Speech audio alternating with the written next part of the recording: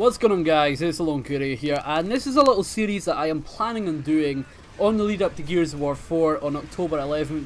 Now, this is going to be looking back at the older Gears of War games, so I'm going to do this in chronological order. Obviously, it makes no sense to do it like 3, 2, and then 1. So we're going to be starting off with Gears of War Judgment, which takes place before Gears of War 1.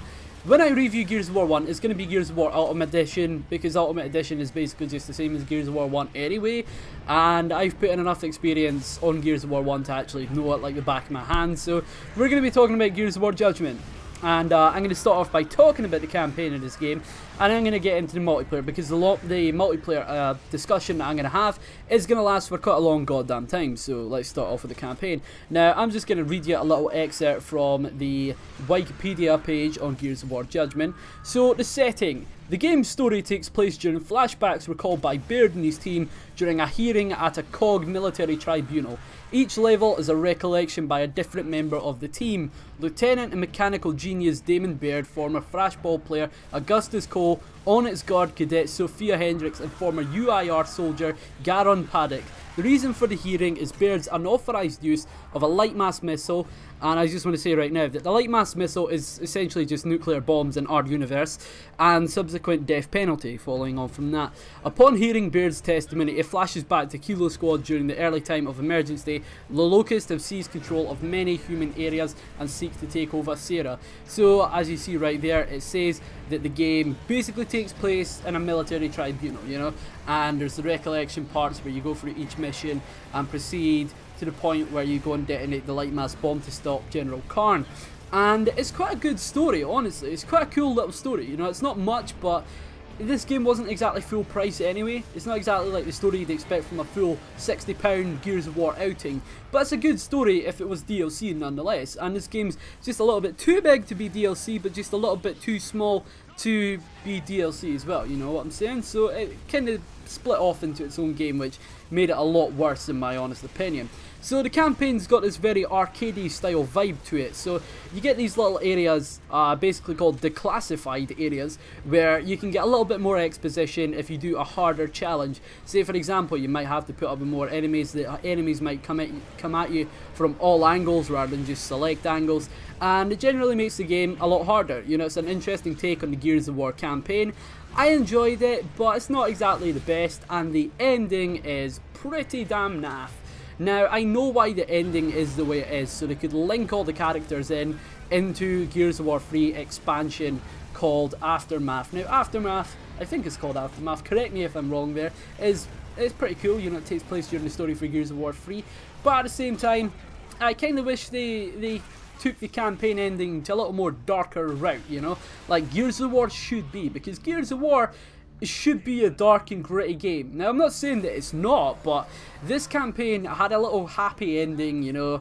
It's got all the squad surviving and all that stuff, and I was at least expecting two of them to die, which would have been obviously Sophia and Paddock, because Cole and Baird are still alive in Gears of War 2, and obviously further on from that. So I kind of expected the characters to die, and they didn't, so that's a little bit disappointing, but whatever, I think they're badass fucking characters. So it's cool that they did survive.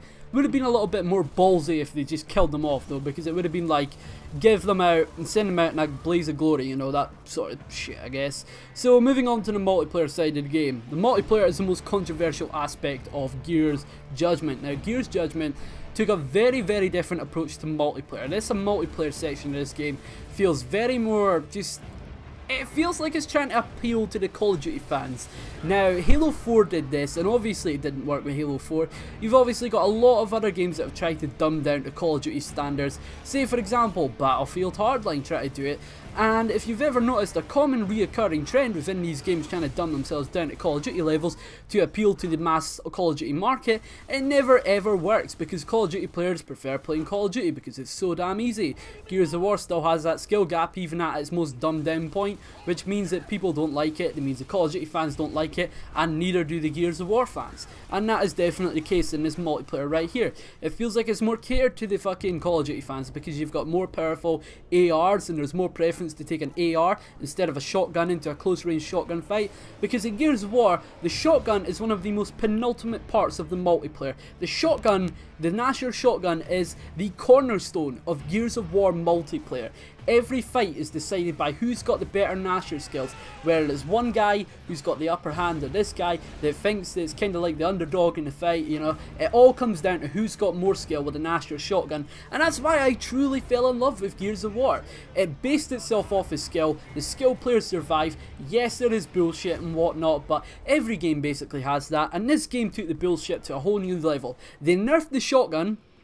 Now, nerfing the Nasher shotgun isn't the end of the world. In fact, I'm kinda happy that the Nasher isn't exactly the most commonly used weapon in the game now, because there's more chance to use other weapons. But the thing is, when you start incentivizing people to use other weapons, that means it feels a bit more like Call of Duty, and it feels a little bit more melty. And combined with the fact that Down But Not Out is no longer in Gears of War Judgment multiplayer, it was removed, that feels really melty, and it feels like they are trying to dumb down and appeal to Call of Duty fans right there, because they want super fast TTKs from these weapons, but you're not going to get that from Gears of War weapons. So they toned down the shotgun, so the veteran Gears of War players wouldn't shit all over the noobs, and then you've got the fucking OP Lancers, the OP like Retro Lancers, and all that kind of stuff, which kind of gives an unfair advantage to the noobs who just gun you down before you're even halfway across the map, before you can get into a close range Nasher shotgun fight with them.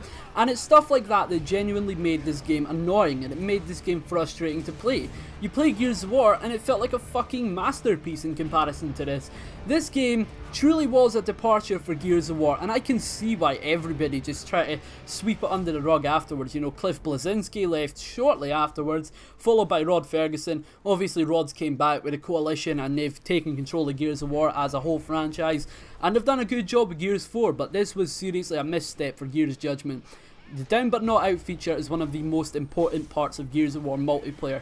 When you get shot and your Crimson Omen in the centre of the screen fills up to red, that means you're down. And that means you're down. You can crawl, you can try and revive yourself. It's all good. I like the way that was. You know, if you've still got grenades out, you can do a little suicide and you can blow people up at the last minute. It's awesome with stuff like that. But because they didn't have it in Gears of War Judgment multiplayer, it feels like shit.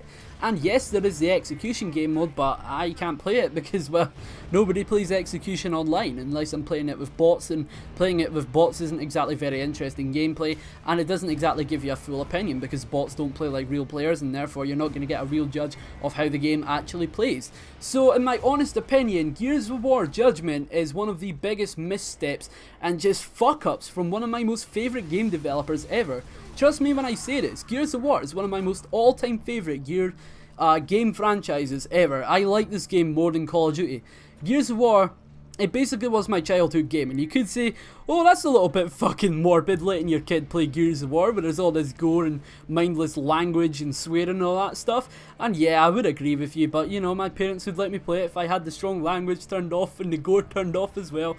So it was all good. I played these games and I loved them, and it just... When this game came out, I am so glad I wasn't really into gaming at the time and I didn't even bother picking up this game, because I would have been really fucking let down if I did pick up this game. So Gears of War Judgment, it was one of the biggest missteps for the franchise, and I am so glad they're back to their former roots, because Gears of War Ultimate Edition followed after this game, which was obviously the first game for the Coalition, and they proved some minor little tweaks, but they still hadn't proved themselves as a developer just yet.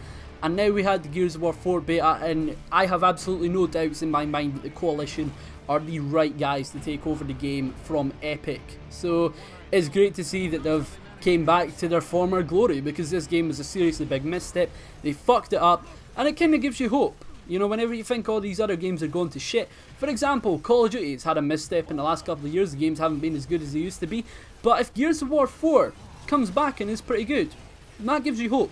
It should give you hope for Call of Duty to eventually maybe come back to its former glory. So yeah, hope you guys have enjoyed the video. I'll bring you another part very shortly in Gears Ultimate Edition / Gears of War 1.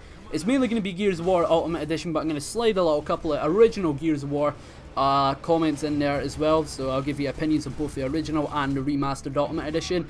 After that is going to be Gears of War 2, and then we're going to do Gears of War 4, and then shortly after that Gears of War 4, Gears of War 3, and then shortly after that Gears of War 4 will be upon us, and I'm so fucking excited, dude. I honestly can't wait, because yeah, Gears of War 4 is like such a good fucking game. It's so much better than this game, dude. Last thing I want to talk about is Horde mode. I didn't really bother with Horde mode in this game, to be honest. I'm not that big a Horde mode player. I used to be, but not anymore. And there's a couple other game modes in multiplayer that aren't exactly the best. I could only really play TDM, however, because the other game modes are just dead, because the game is so out of its life cycle by like 3 years now. And there was Gears of War 3, which is much more better and way more populated, and then there was Gears of War Ultimate Edition, which is still way more populated than this game. So yeah, hope you guys have enjoyed the video. It's been the Lone Courier. If you enjoyed the video, be sure to leave a like and subscribe, and yeah, hope you guys have enjoyed the video. Peace.